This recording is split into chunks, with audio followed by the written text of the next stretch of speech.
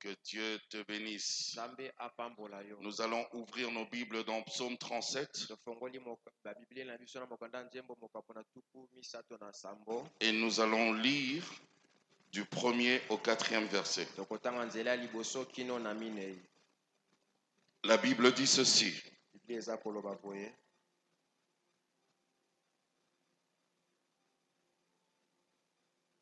Commençons au 3e verset.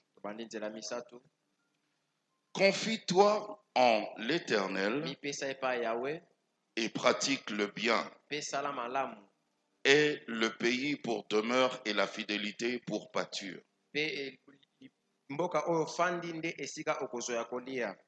Fais de l'Éternel tes délices et il te donnera ce que ton cœur désire. Acclame pour la parole de Dieu. Fais de l'Éternel tes délices et il te donnera ce que ton cœur désire. Durant toute la semaine, cela était notre passage.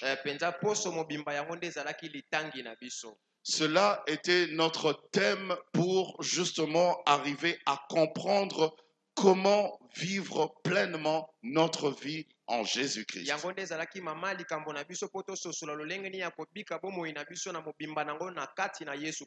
Fais de l'Éternel tes délices et il te donnera ce que ton cœur désire. Quelqu'un peut lire ce passage et se dire, mais c'est très bien. Je n'ai qu'à faire de l'Éternel mes délices et lui va accomplir les désirs de mon cœur. Lui va accomplir ce que je veux.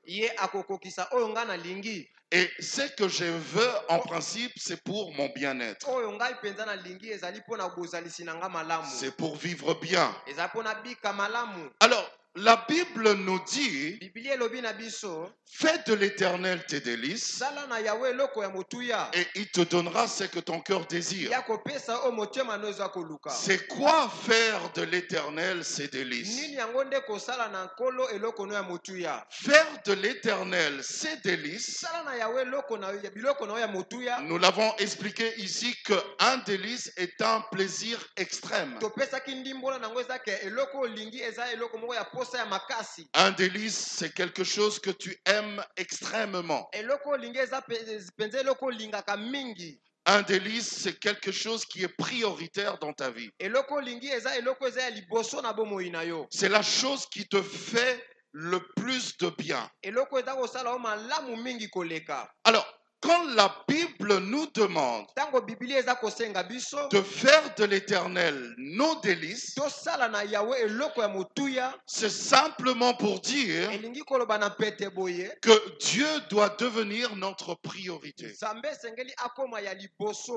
Dieu doit être notre priorité. C'est-à-dire, avant toute chose, c'est Dieu. Car au commencement même de la création, la Bible dit au commencement Dieu. C'est-à-dire que toi et moi faisons partie de la création de Dieu. Nous devons commencer par le mettre en premier lieu avant toute chose, avant tout ce qui nous intéresse. Faire de l'Éternel ses délices, c'est faire en sorte que Dieu soit notre priorité. Ce n'est qu'en ce moment que Dieu sera notre priorité que les désirs de nos cœurs seront accomplis. Alors, je disais tout au début Quelqu'un peut se dire, mais c'est très bien. Donc, il n'y a que ça à faire. Donc, Dieu devient ma priorité. Et si je lui demande les désirs de mon cœur, il va les accomplir. Alors, c'est très simple. C'est très facile. Donc, je dois le faire comme ça. Mais écoutez, bien-aimés, Dieu n'est pas seulement notre Dieu, mais il est aussi notre Père. Il est ce Père qui est le bon berger. Et tout bon berger sait ce qu'il y a de meilleur pour ses brebis. Alléluia. Amen. Qu'est-ce que je veux te faire comprendre par là? Je vais te faire comprendre ceci. Que Dieu est ta priorité, c'est bien. Dieu d'abord dans ta vie, c'est bien. Mais il faut que les désirs de ton cœur corroborent avec la volonté de Dieu pour toi. Car il a dit dans sa parole que quand tu es venu même, avant même que tu viennes sur terre, Dieu avait des projets de paix pour toi. Les projets de paix et non de malheur. Et la Bible ajoute clairement que ces projets-là, c'est pour que tu aies un avenir meilleur. Donc déjà, à la base, tu comprends que Dieu ne voulait que le bien pour toi. Alors, arrivé sur terre, on a des besoins. On a des besoins qui se présentent. Et on veut que ces besoins puissent se réaliser pour qu'on se sente bien. Mais voici ce qui se passe. Ici sur terre, le monde nous a présenté un certain standard par rapport à la vie. Alléluia. Amen. Et nous, ici sur terre, tant que notre vie ne ressemble pas à ce standard que le monde nous présente, on devient malheureux. On est triste, on pleure. Et on pense que Dieu n'agit pas. On pense que Dieu ne nous aime pas. Mais voici, la parole de Dieu nous dit clairement que nous sommes dans ce monde, mais nous ne sommes pas de ce monde. Nous sommes les citoyens du ciel. Des citoyens du ciel qui ont été envoyés sur terre. Donc, le standard que nous devons regarder, ce n'est pas le standard que la terre, le monde nous présente, mais ça doit plutôt être le standard que notre royaume nous présente. Je parle du royaume des cieux. En tant que citoyen du ciel, tu connais le standard du ciel. Tu connais le standard de Dieu ton Père. Mais tu as été envoyé sur terre. Bien qu'envoyé sur terre, n'oublie jamais ton identité. Ton identité est celle de ce citoyen du ciel. Alléluia. Amen. Fais de l'Éternel tes délices. C'est ce que nous avons dit, c'est faire de l'Éternel le premier choix. Et les désirs de nos cœurs doivent être en conformité avec la volonté de Dieu. Parce que tu as certes des besoins. Dieu connaît tes besoins. Mais écoute, bien-aimé, tes besoins à toi en ce moment, Dieu sait que c'est est important. Il sait qu'il les a prévus pour toi. Mais en tant que père responsable, il sait que pour le moment, ce n'est pas opportun. Alléluia. Amen. C'est un peu comme si tu as des enfants à la maison. Tu as des enfants de tout âge. Tu as des projets pour tes enfants. Mais tu as des très bons projets pour tes enfants. Et voici, il y a un de tes enfants qui a 7 ans, qui est en primaire, qui vient te demander une voiture. Tu sais que dans tes projets, tu avais prévu que cet enfant soit véhiculé un jour. Soit véhiculé un jour. Donc, soit véhiculé au temps favorable. Soit véhiculé au moment opportun. Donc, cet enfant qui va te demander une voiture, tu ne vas pas lui donner en ce moment-là. Mais si l'enfant ne comprend pas, l'enfant risque de penser que tu ne l'aimes pas. L'enfant risque de penser que tu ne veux pas agir. Or, ce n'est pas cela. Tu sais que tu vas agir. Tu sais que ce besoin-là est important. Tu sais que ce besoin-là arrivera. Mais ce n'est pas le moment pour ce besoin-là. Parce que le père responsable, il sait ce qui est bon pour nous. Tu peux recevoir quelque chose maintenant, même comme tu n'as pas assez d'informations par rapport à ce que tu demandes, tu risques de recevoir la chose et mal utiliser la chose. Et quand tu utilises mal la chose, cela peut t'emmener à ton échec. Cela peut t'emmener à ta mort, à ta destruction. Écoute, bien-aimé, tout ce dont nous avons besoin en ce moment n'est pas forcément le besoin de ce moment. Ou peut-être que ce n'est même pas un besoin pour toi. Je suis en train de choquer quelqu'un. Il y a des choses que tu désires, des choses qui sont bonnes, mais Dieu sait que ces choses-là sont bonnes pour telle personne et non pour toi. Tenez l'histoire des talents.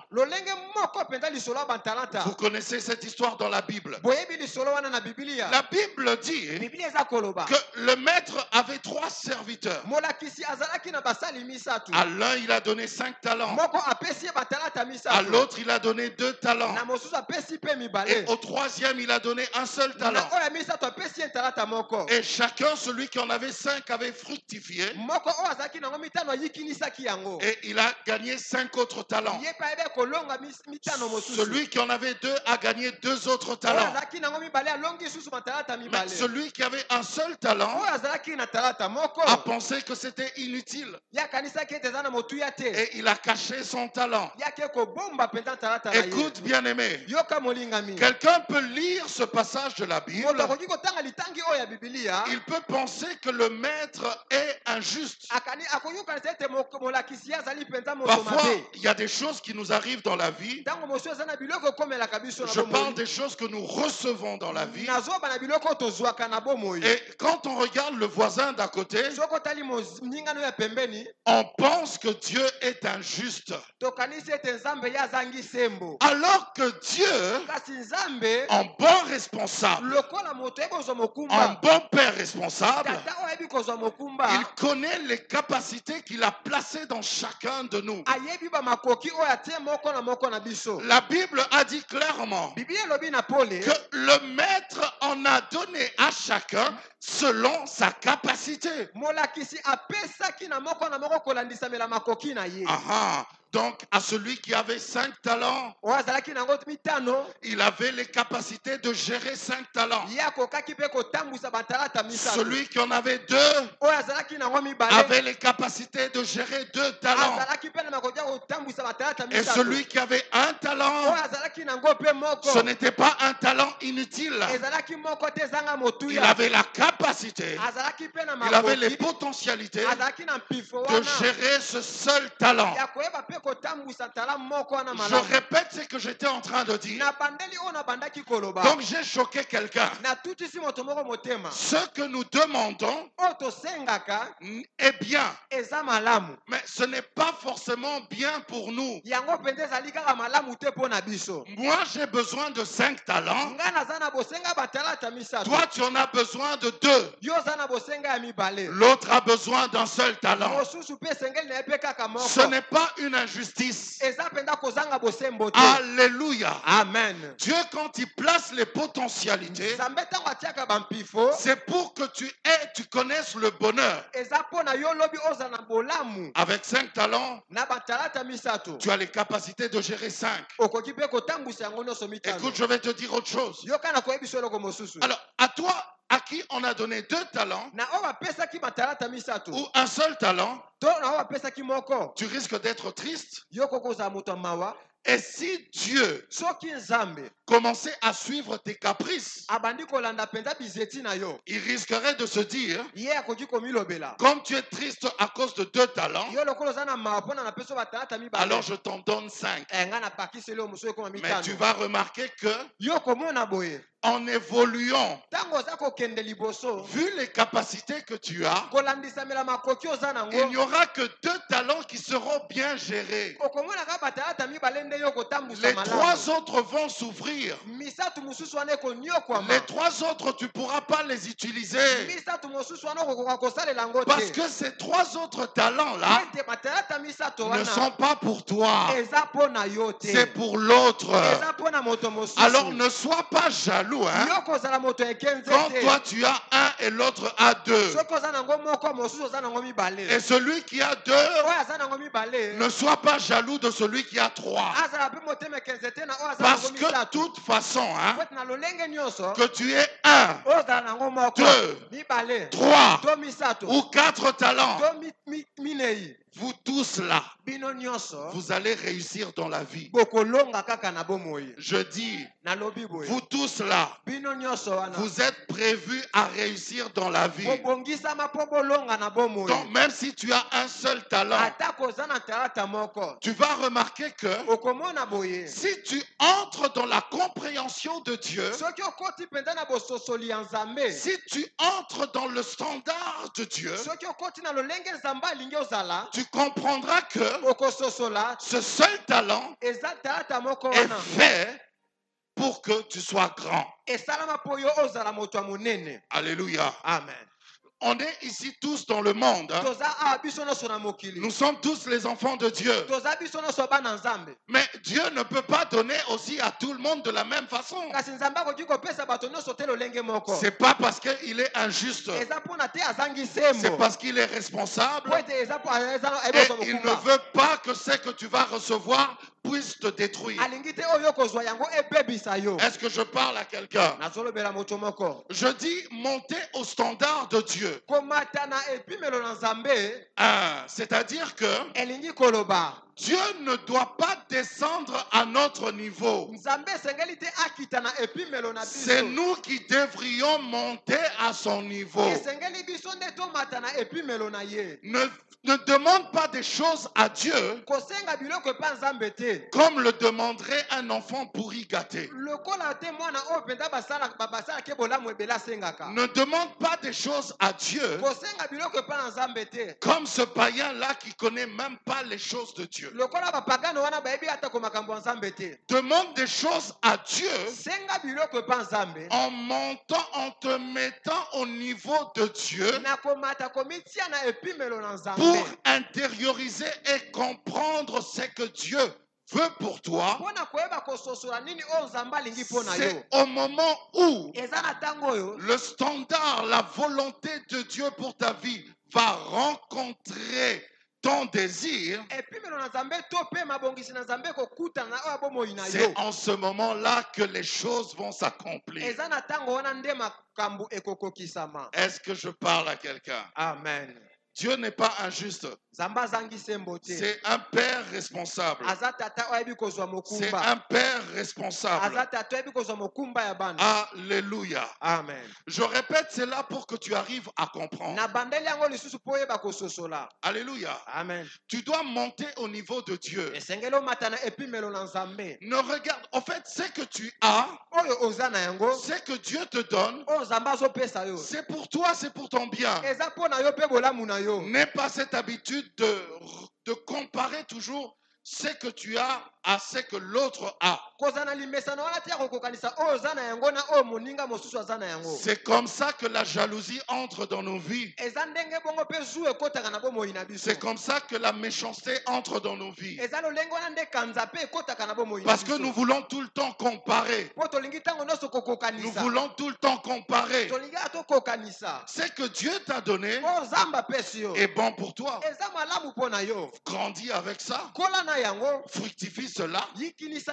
Et tu vas recevoir. Alléluia. Amen. Fais de l'Éternel tes délices. Et il te donnera ce que ton cœur désire. On a compris qu'il faut faire de Dieu notre priorité. On a compris qu'il faut monter au niveau de Dieu. On a compris qu'il faut avoir le standard, regarder notre standard de citoyen du ciel. Mais voici, nous devons encore comprendre autre chose. Que Dieu, on ne doit pas venir vers lui seulement quand on est dans le besoin. Et quand il nous donne ce que nous avons reçu, on va maintenant vaquer à nos occupations. Et on ne revient vers Dieu que quand, pendant qu'on était en train de vaquer à nos occupations, on a rencontré un obstacle. Les choses ont mal tourné, ça peut arriver. En ce moment-là, on rentre encore vers Dieu. Dieu, on ne le cherche pas comme si on allait chercher un féticheur. Dieu d'abord. Dieu d'abord. Que dis-je? Dieu uniquement. Dieu uniquement. Donc tu vas devant Dieu. Tu lui présentes tes besoins. Il exauce ta prière. Il te donne ce que tu as demandé. Et quand il te donne ce que tu as demandé, pendant que tu vas vaquer à tes occupations, Dieu. Pendant que tu marches, Dieu. Pendant que tu travailles, Dieu. Pendant que tu jouis de ce qu'il t'avait donné, Dieu. En fait, je vais te dire, hein, Dieu uniquement. Dieu le matin, le soir, à midi. Dieu quand tu reçois, Dieu quand tu ne reçois pas encore. Dieu quand tu pleures, quand tu es triste, mais Dieu quand aussi tu es dans la joie. Dieu uniquement. Dieu d'abord. Dieu doit être prioritaire. Est-ce que je parle à quelqu'un? Amen. Écoutez l'histoire de la veuve de Sarepta. Cette histoire que vous connaissez très bien. Alors, l'homme de Dieu, le prophète Élie de Tishbit, il vient rencontrer la veuve de Sarepta.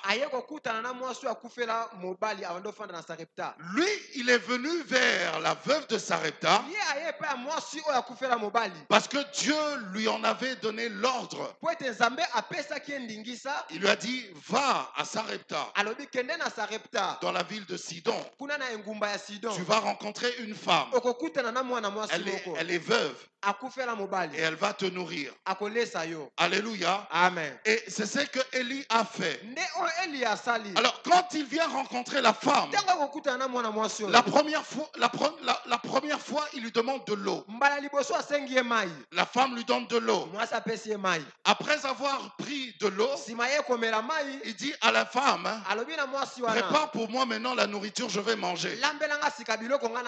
La femme lui dit, je n'ai que de la farine, un peu de farine et un peu d'huile. Je vais préparer cela. C'est juste pour mon fils et moi. Et quand nous allons manger, après nous mourrons. Alléluia. Amen. C'est pas que juste après avoir mangé, ils allaient mourir. C'est une façon de dire que quand nous allons manger, après il n'y aura plus rien. Il y aura tellement plus rien que nous allons mourir de faim. Alors, l'homme de Dieu insiste. Il lui dit, j'ai entendu ce que tu as dit. Tu vois ce que tu veux faire là? Préparer un gâteau avec cette farine et l'huile. Hein? Tu vois ce que tu veux faire là? C'est bien, fais-le. Mais fais-le pour moi d'abord. Que quelqu'un dise Dieu d'abord. Que quelqu'un dise Dieu d'abord. Il a dit, c'est que tu veux faire. Fais-le pour moi d'abord. Alléluia. Amen. Et la femme a obéi. La femme l'a fait pour le prophète.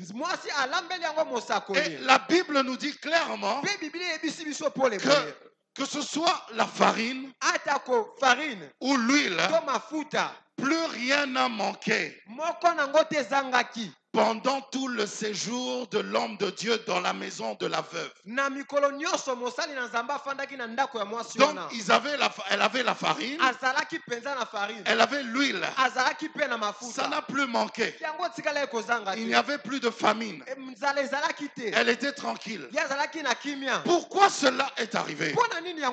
Parce que la femme a compris qu'il fallait d'abord voir les intérêts de Dieu. En d'autres termes, faire de Dieu nos délices, faire que Dieu soit notre priorité, c'est regarder d'abord l'intérêt de Dieu. C'est regarder dire, certes j'ai un besoin, mais qu'est-ce que Dieu veut? Exercice difficile. Moi qui te parle, je te dis ça, mais moi-même aussi, je sais que très souvent, ça a été difficile pour moi. Mais j'obéis toujours par l'aide du Saint-Esprit qui me fortifie.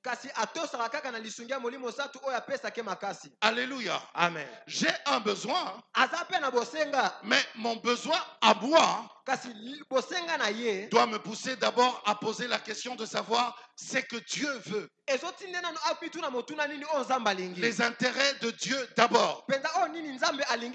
Parce que mon besoin à moi, quand cela sera exaucé, c'est pour que Dieu puisse trouver sa gloire dans ce que j'ai reçu. Alléluia. Amen. La gloire de Dieu dans ce que j'ai reçu, c'est non seulement sa gloire à lui, de voir que je jouis, c'est non seulement sa gloire à lui, il voit que je jouis de ce qu'il m'a donné, mais il doit voir aussi que ce qu'il m'a donné peut aider aussi mon prochain. Alléluia. Amen. Je veux te dire, bien-aimé, que quand tu as l'argent, c'est pas l'argent seulement pour toi, mais c'est l'argent aussi pour aider le démuni, d'aider aussi celui qui est dans le besoin. Car celui-là qui est dans le besoin, l'exaucement de son besoin, Dieu peut faire en sorte que cela vienne par toi. Comme le cas du prophète Élie. Alléluia. Amen. Lui, il avait un besoin, mais l'accomplissement de son besoin est venu par quelqu'un. Alléluia. Amen. Alors, c'est que tu as, je ne sais pas tu es dans quel domaine, je ne sais pas ce que tu fais.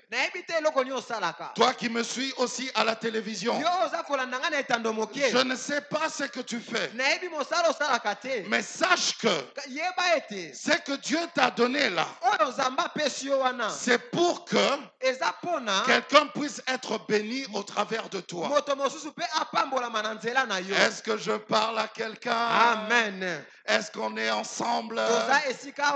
Alléluia. Amen. Tu peux être la personne par qui la bénédiction de Papa Jacob peut venir. Alléluia. Amen. Alléluia. Amen. Maintenant, voici. Tu as un besoin. Tu présentes ce besoin à Dieu.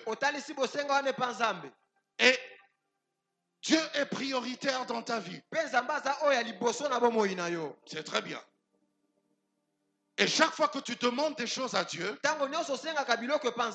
tu regardes d'abord son intérêt à lui. Qu'est-ce que Dieu veut? Quelle est sa volonté pour moi? Tu fais bien. Mais voici l'exaucement. L'exaucement de tes désirs, de tes besoins, en un chemin par lequel ces choses vont venir.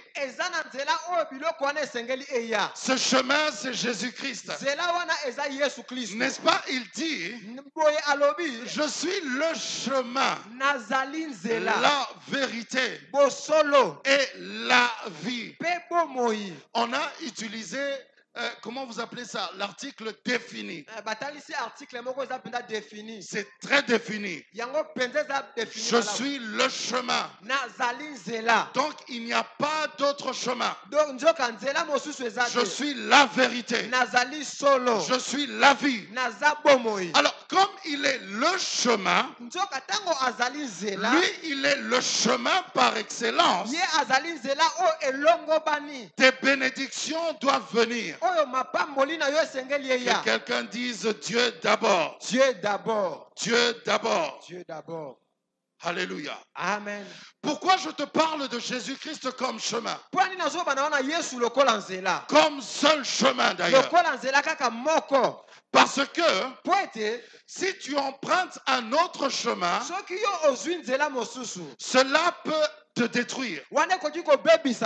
Car la qualité du chemin dépend de la qualité de ce qu'il y a à l'issue de ce chemin. Alléluia. Amen. Quand tu empruntes un chemin, c'est pour arriver quelque part. Donc la qualité du chemin que tu vas emprunter va déterminer l'issue, la sortie. Alléluia. Amen. Le monde a l'habitude de dire que tout chemin mène à Rome. Mais dans la divinité, dans la chrétienté, tout chemin ne mène pas à Rome. Tout chemin ne mène pas à ta bénédiction. Tout chemin ne mène pas à ta prospérité. Il n'y a qu'un seul chemin. Écoute, la Bible nous dit clairement dans Proverbe 14, 12, telle voie paraît droite à un homme, mais son issue, c'est la voie de la mort. Alléluia. Amen. Il y a des chemins que nous avons parfois parcourus dans nos vies. En fait, je vais dire des chemins que nous avons empruntés. Nous les avons empruntés pourquoi? Parce qu'il y a plusieurs chemins qui se présentent devant nous. Et quand nous, on a regardé le chemin qui brillait. Alléluia. Amen. Hein, à la porte du chemin là, à l'entrée du chemin, nous on a regardé et on a vu que ça brillait. Et on s'est dit, ah, ça c'est un bon chemin. Ça c'est ce qui arrive quand on ne demande pas la volonté de Dieu. Parce que quand tu demandes la volonté de Dieu, le Seigneur va te montrer le bon chemin. Oh, d'ailleurs, il nous a déjà montré le bon chemin. Le bon chemin, c'est Jésus-Christ. Le bon chemin, c'est Jésus-Christ. Alléluia. Amen. Parfois, nous regardons. Ça me rappelle, c'était une récitation quand on était, je crois, à l'école primaire. Hein? On dit, un enfant au bout d'une route trouva tout à coup deux chemins. Il s'arrêta rempli de doutes. Fallait-il aller à gauche ou à droite?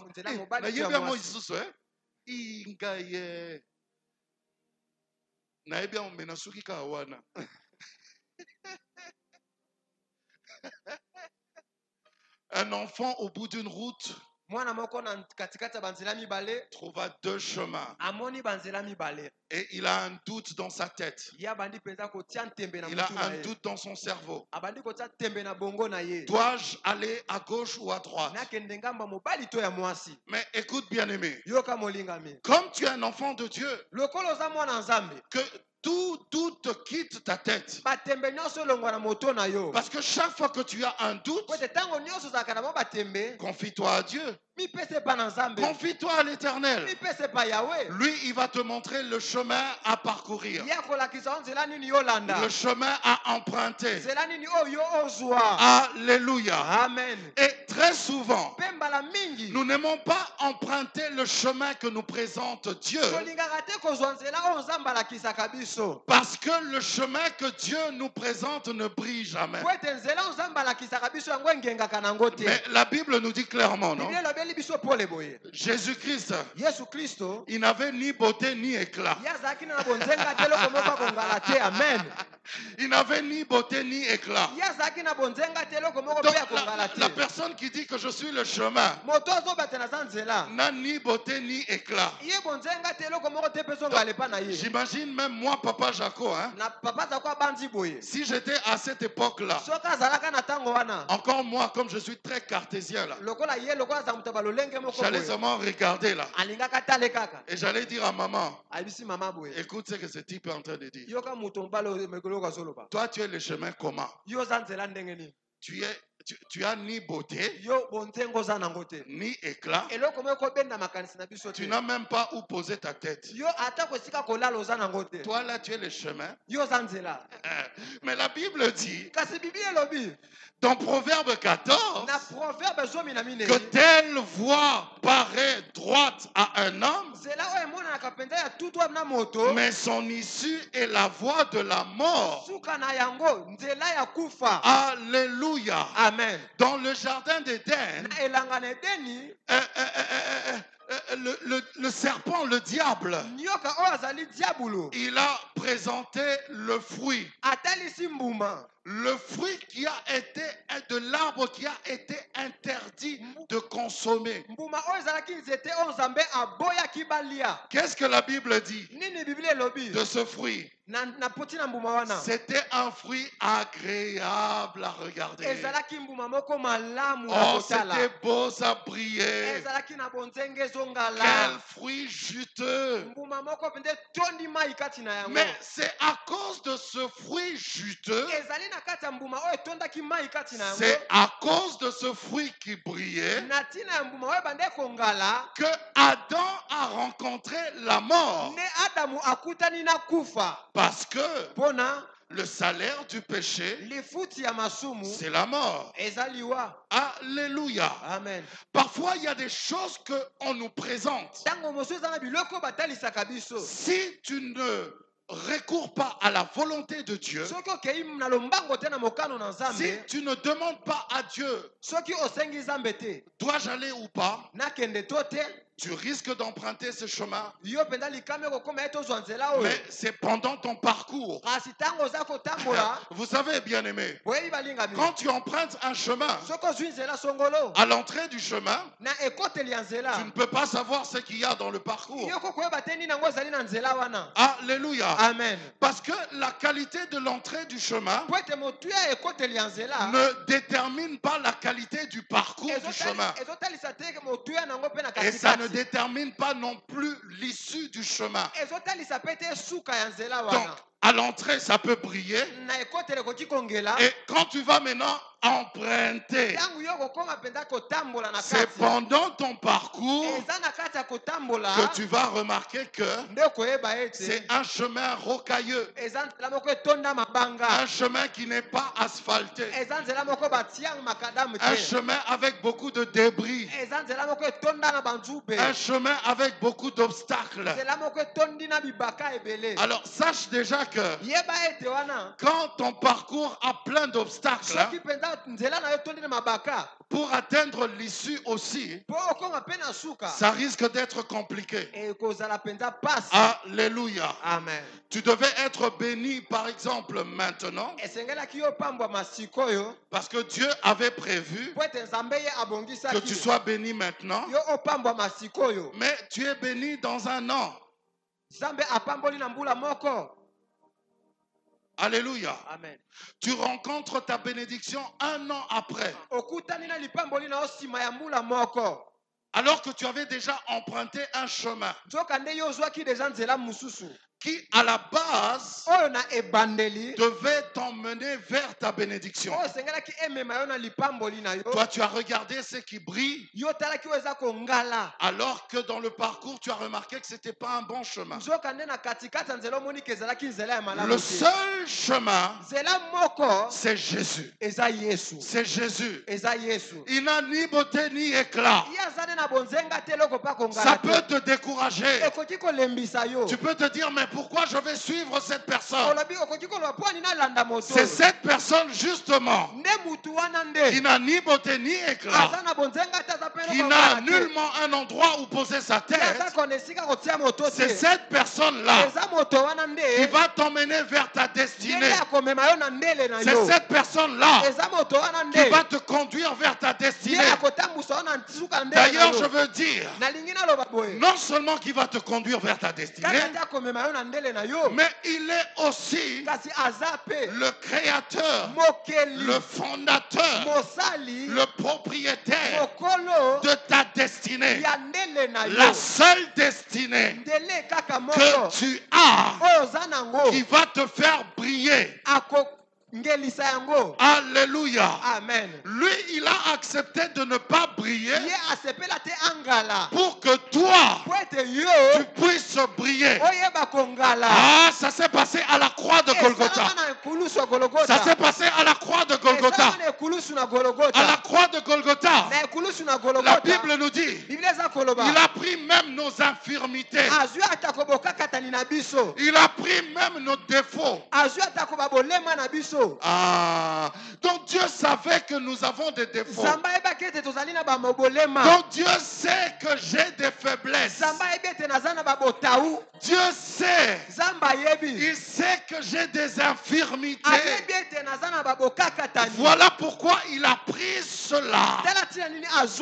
Et il m'a donné maintenant une bonne vie, remplie de richesses, remplie de bénédictions. Il a même pris ma pauvreté. Dieu, il a pris même ma pauvreté. N'est-ce pas que c'est le bon chemin? N'est-ce pas que c'est le bon chemin? N'est-ce pas que c'est le bon chemin? Bien-aimé, je vais te dire. Et toi qui nous regardes à la télévision, parfois les hommes viennent nous faire des propositions. Fais ceci pour atteindre cela. Fais ceci pour devenir cela. Mais ce sont des fruits qui brillent. Seuls ces personnes-là qui ont accepté ce genre de compromission peuvent nous dire aujourd'hui ce qu'ils sont en train de vivre pendant leur parcours. Ils ont accepté le chemin de la compromission. Et pendant leur parcours, c'est là qu'ils commencent à remarquer que c'est un chemin rocailleux. On doit lui dire d'aller au cimetière, se réveiller à minuit pour aller au cimetière. On doit lui demander de manger des matières fécales. On doit... c'est pas bien, Lingala. Lingala pende ezangi mo. Ezangi mo, hein? Yaka mo ane.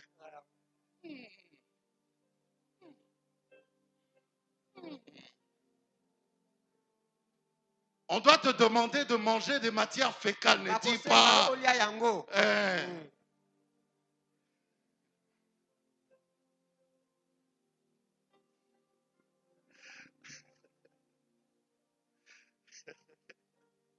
Alléluia. Amen.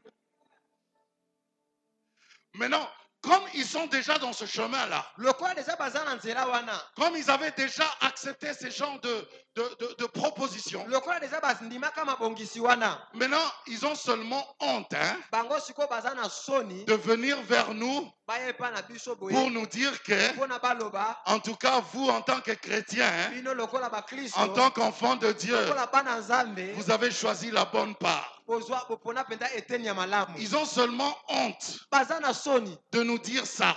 Et ils veulent nous faire croire que tout va bien pour eux. Je pense d'ailleurs qu'ils font ça pour se consoler. Ils ont des grosses voitures. Vraiment, même toi-même, vraiment quoi. D'accord, tu es riche. Maintenant, comme tu es riche, tu dois avoir 14 voitures dans ta parcelle. C'est quoi le problème? Pour qu'on voit qu'aujourd'hui tu étais sorti avec la range. Demain tu sors avec une VW. C'est juste pour ça. C'est juste pour ça. Tu es riche, tu as beaucoup d'argent. Une fois j'étais écœuré. On était dans la voiture avec maman. Et on a vu les shege, les enfants qui sont dans la rue là. Alors ils étaient tout joyeux, ils étaient contents. Et moi j'ai essayé de comprendre le sujet de leur joie. Alors ils étaient en train de raconter que un musicien mondain serait passé par là. Et il a donné, il a jeté l'argent comme ça. L'argent vraiment que tu as gagné par la sueur de ton front. L'argent vraiment que Jésus t'a donné. Tu penses que tu vas commencer à jeter ça comme ça? Déjà l'argent on ne le jette pas. Si quelqu'un est dans le besoin, tu demandes son besoin. Il te dit j'ai besoin de $10. Tu lui donnes $10. Tu ne vas pas lui jeter $1000. Et même $10 tu ne vas pas le lui jeter. L'argent on ne le jette pas. L'argent qu'on a gagné, la bénédiction qu'on a gagnée, si on veut bénir quelqu'un, on lui offre. le fait même d'offrir, le fait même de donner, c'est même un signe de respect. C'est même un signe de considération. C'est même ce qui prouve que toi, tu n'es pas comme n'importe qui. Tu es réellement un citoyen du ciel.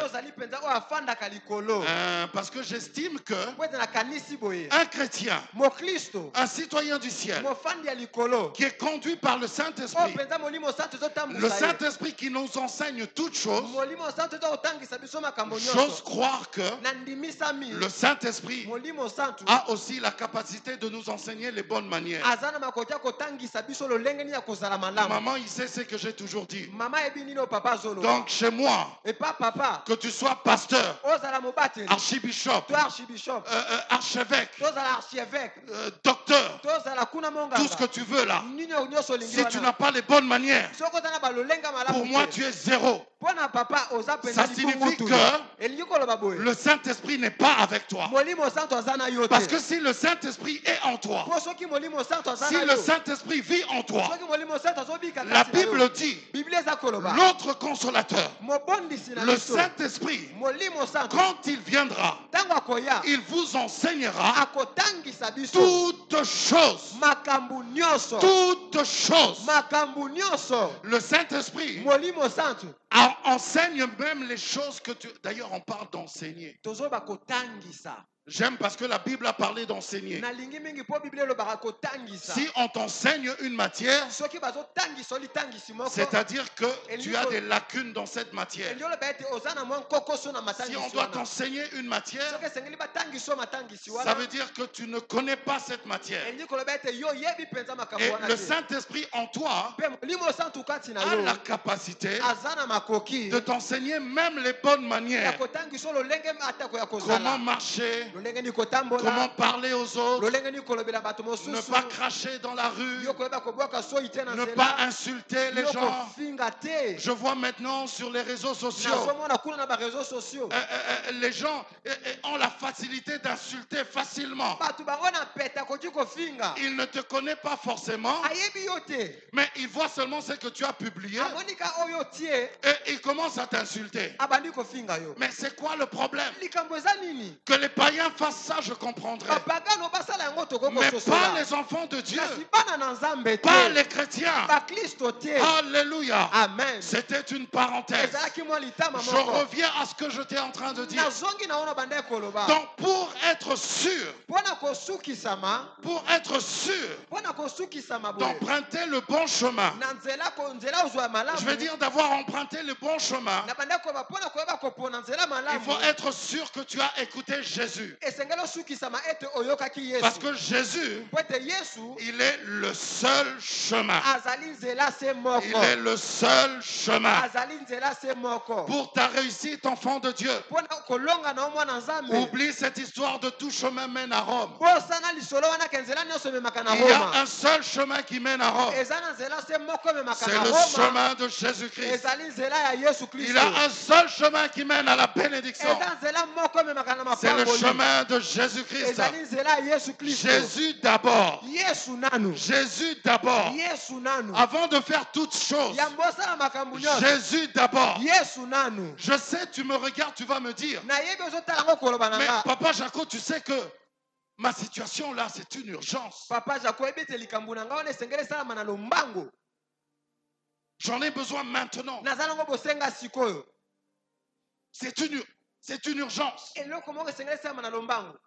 Écoute, bien-aimé. Ce qui est, là encore, je vais te choquer. Ce qui est urgence pour toi ne l'est pas forcément pour Dieu. Alléluia. Amen. Car Dieu, il vit dans l'éternité. Il vit dans le kairos. Toi, tu vis dans le chronos. Le kairos, c'est le temps de Dieu. Alléluia. Amen. Donc toi, tu peux avoir besoin de la chose maintenant, mais Dieu dans son temps, il sait que la chose que tu demandes n'est pas opportune pour ce temps. Alléluia. Amen. Ne soyons pas blessés quand nous remarquons que nous demandons une chose à Dieu. Nous savons que c'est une urgence, mais depuis le temps que nous avons demandé cette chose à Dieu, la chose n'arrive toujours pas. Ne soyons pas blessés pour ça. Alléluia. Amen. Dieu, à la base, il a toujours eu des bons projets pour nous. Alléluia. Amen.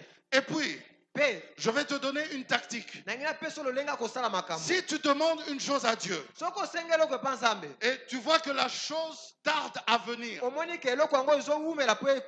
au lieu d'être triste, il faut plutôt glorifier le Seigneur. Parce que la chose tarde à venir. Mais pour glorifier le Seigneur, tu devras avoir des raisons. Je vais te donner une raison pour glorifier le Seigneur. Dans tes moments de difficulté, la chose n'arrive pas maintenant, mais tu dois glorifier Dieu. Comment faire pour le glorifier? Pense seulement à ce qu'il a déjà fait pour toi à l'époque. Parce que je vais te dire, bien-aimé, regarde bien ta vie. Observe ta vie. Tu es déjà dans le chemin que Dieu avait prévu pour toi.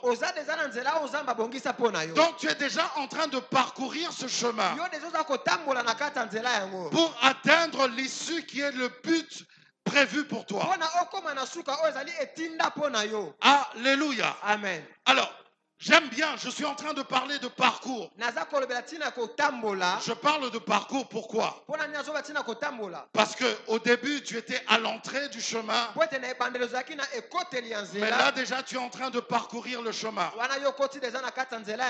Donc, pour glorifier Dieu, regarde juste au point où tu en es. Certes, tu n'as pas encore atteint l'issue, mais tu n'es pas non plus là où tu étais. Quand tu regardes seulement le niveau que tu as atteint, par rapport au parcours que tu as déjà effectué, commence seulement à glorifier le Seigneur. Commence seulement à glorifier le Seigneur. Parce que pendant que tu es en train de parcourir ce chemin, le chemin de Jésus, je vais te dire, bien-aimé, que suivre Jésus, c'est bien. Mais suivre Jésus, c'est aussi accepter ce que lui nous demande de faire. Et dans son chemin à lui, dans le parcours avec Jésus, ce qu'il nous demande de faire n'est toujours pas facile. N'est toujours pas facile. Pendant que tu es en train de parcourir le chemin, à un certain niveau, tu peux t'arrêter. Dieu peut te dire, arrête-toi là. Attends un moment. Tu peux rencontrer aussi un obstacle. Alléluia. Amen. Mais les obstacles que tu rencontres dans le chemin avec Jésus-Christ ne sont pas des obstacles qui vont te détruire, mais ce sont des obstacles qui sont des épreuves pour t'aider à évoluer. Parce qu'avec Jésus-Christ, tu empruntes son chemin. Tu as accepté de prendre son chemin, mais il ne peut pas te laisser comme ça. C'est trop facile. Il ne peut pas te laisser quitter du niveau 1, 2, 3 et 4 facilement. Il veut pendant ton parcours, il veut que tu sois forgé. Il veut que tu sois aiguisé. Je suis en train de parler ici d'un père responsable. Un père responsable. Même quand il fait des cadeaux à son fils. Mais il sait qu'à un certain moment, il pourra aussi engueuler son fils. Quand ton papa t'engueule, ça ne signifie pas qu'il ne t'aime pas. Quand ton papa, tellement que tu as très mal travaillé à l'école, tellement que tu te comportes mal à la maison, le papa responsable, à mon époque, j'ai connu des papas comme ça. J'avais des amis qui avaient leur père qui était des militaires. Et à mon époque, je ne sais pas si jusque maintenant, Papa Égide, je ne sais pas s'il continue à faire ça. Ou s'il a déjà fait ça. Tu vas entendre ce que je vais dire. À mon époque, à notre époque, hein, les papas militaires, quand un enfant, son propre enfant, est indiscipliné, c'est lui-même le papa qui le prenait et qui le mettait en prison. La prison, ce n'est pas pour que l'enfant souffre. La prison, c'est pour que l'enfant comprenne ce que papa veut. Et quand l'enfant aura bien compris, n'est-ce pas qu'il y a des prisonniers qu'on libère pour bonne conduite? Quand tu te comportes bien, tu sors de la prison et là, tu seras maintenant un enfant discipliné. Alléluia. Amen. Je me rappelle même moi-même aussi. Hein, nos mamans à l'époque, vous savez, à l'époque du campus, de Lovanium. Je ne sais pas trop ce que les étudiants de Lovanium du campus avaient fait à l'époque. Mais le président Mobutu de l'époque avait décidé que ces étudiants-là, tous, qu'ils aillent en formation militaire. Alors, ma maman et aussi ma tante, celle qui vient après ma mère, était partie aussi en formation militaire. Les étudiants. Alors, il s'est avéré que nous, quand on est venus au monde, nous sommes des garçons. On se comporte comme tous les garçons à la maison. Avec les jeux brutaux. Avec des, vous savez comment les garçons sont. Sauter, descendre et tout ça. Et vous savez la punition que ma maman et même ma tante nous donnait. La punition, c'était de ramper. Ramper autour de la parcelle. Exercice na bangwana ya basoda. Ramper. Faites 10 tours. En rampant. Alléluia. Amen. Est-ce que c'est parce que ma mère ne m'aimait pas? Non, elle m'aimait. Et elle voulait que je sois discipliné. Alléluia. Amen. Pour revenir à ce que j'étais, je ne sais pas si Papa Égide faisait ça.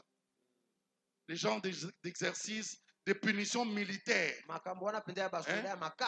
Papa Égide, tu faisais quoi? Faut nous dire. Tu nous regardes à la télé. Mets ça en commentaire. Qu'est-ce que toi tu faisais? Alléluia. Amen. C'est pour revenir pour te dire ceci. Le chemin avec Jésus-Christ peut rencontrer des obstacles. Mais c'est un bon chemin. C'est un bon chemin. C'est un chemin prévu pour ta bénédiction. C'est un chemin prévu pour ta bénédiction. Alléluia. Amen. Ce matin encore, je vais te dire, bien-aimé, fais de l'Éternel tes délices. Et il te donnera ce que ton cœur désire. Fais de l'Éternel ta priorité. Et il te donnera ce que ton cœur désire. Choisis le chemin de Jésus-Christ. Et tu vas rencontrer la bénédiction qui est prévue pour toi. Que Dieu bénisse sa parole. Acclame le Seigneur.